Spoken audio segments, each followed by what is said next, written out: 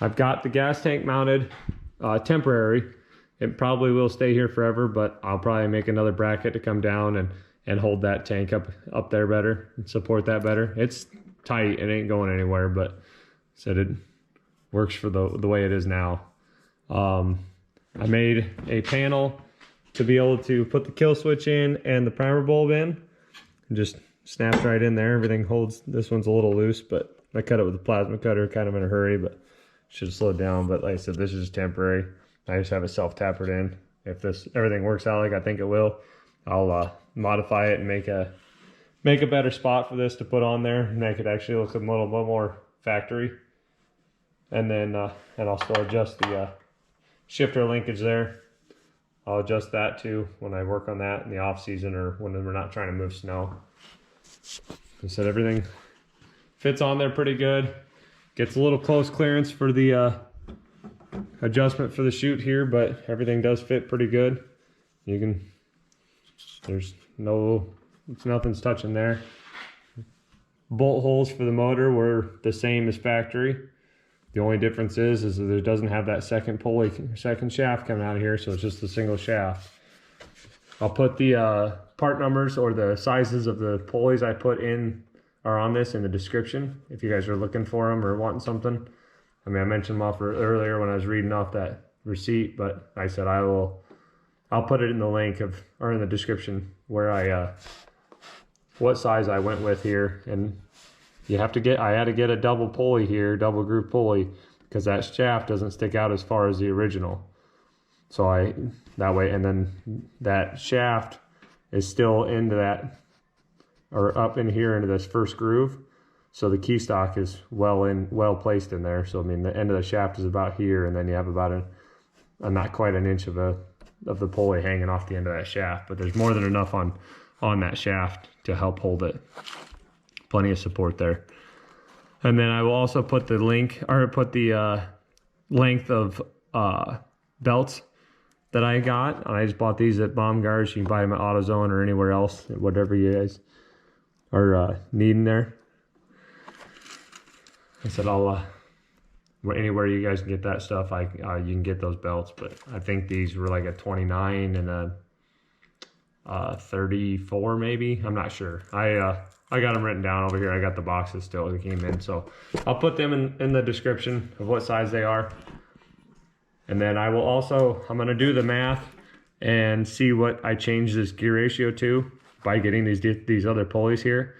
So I kind of went with what was kind of close to the original, but they're not going to be exact. So I'll let you know what the difference is, and maybe that'll help too by throwing the snow, give it a little bit more power, or making that snow go a little bit farther. So, but all I got to do now is lower this off the table and add some oil in it and start her up and try her out. And if everything works here like I hoped it will, or hope it will, then the next summer, or one of my summer projects, will be to redo the snowblower. I'll take this front chute and everything off, all the auger, and I will redo it. I'll sand it down. I'm going to paint this and try to get it to where the snow won't stick in here and hang up, because it's just surface rust. It's not actually rusted. It's surface rust. It's pretty solid still. And make new skis or better mounting system for the skis. Get a new knife edge there to be able to, when I take those skis off, be able to get down and get close to the snow, or get down close to the concrete. It's kind of worn a little even because one side was worn farther than the other when I got it. They just never adjusted these original skis, and when they wore down, that was it. So I'll work on that, redo all this. I said if everything works out the way I hope it will, and redo some of these things. Maybe get the light hooked back up. Currently there is no wire for lights, but I'll show you guys that here in the future when I wire that in to be able to get this light working too.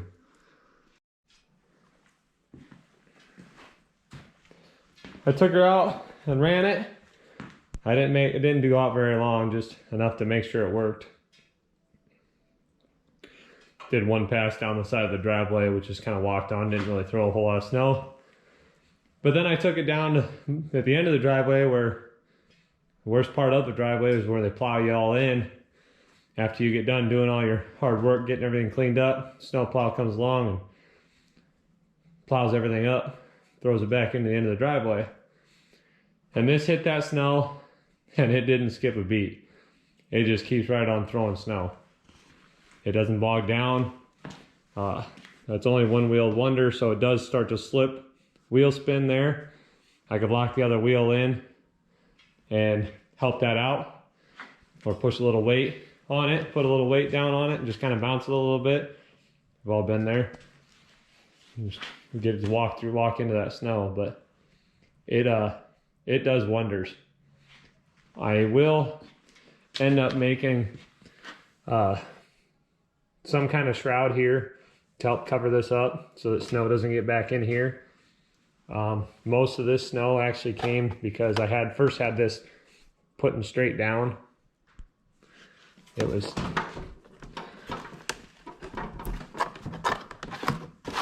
set up like this, and so the snow was kind of bouncing out of this hole and running down in here. I don't have the bottom plate on yet, so this snow will melt out of here and fall to the ground for now. But I will be making a cover for this. I got the original cover that will cover all this stuff back up, and that should be fine. But I said then I'll make a better shroud here, so kind of help hold that snow out of there. But runs like a champ. I said it doesn't miss a beat. I was a little worried about having that 4.8 horsepower, but I said I'm gonna get home tomorrow. I'll make another video, try to get some footage, I suppose, of actually using this for the sidewalks, which we haven't walked on yet or anything. Haven't cleaned it. We got snow.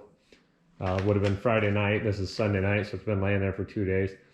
So I'll clear that out, and then I will go over by the mailboxes and snow blow some of that out of there where that good hard pack snow is at, and show you how well it works.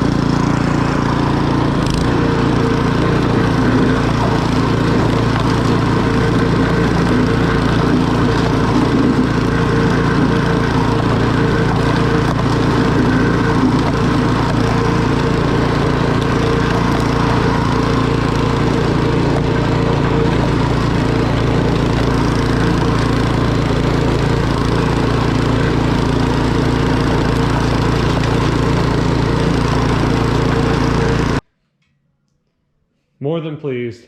So if you guys have having engine problems with one of them, just pull it off and spend the extra $50 for a new motor. You'll save yourself a headache. Thanks for watching, guys. I hope to see you on the next one.